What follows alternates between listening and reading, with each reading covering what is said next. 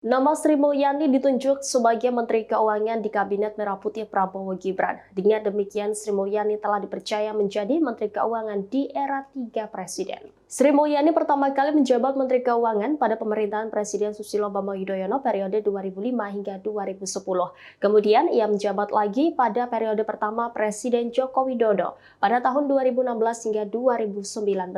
Ia kembali menjabat pada periode kedua pemerintahan Jokowi tahun 2019 hingga 2024. Kini ia kembali ditunjuk oleh Prabowo mengisi jabatan Menteri Keuangan di Kabinet Merah Putih pada tahun 2024 hingga 2029 mendatang. Sri Mulyani akan didampingi oleh 3 wakil Menteri Keuangan, yakni Suhasil Nazara, Thomas Ciwandono, dan Anggito Abimanyu.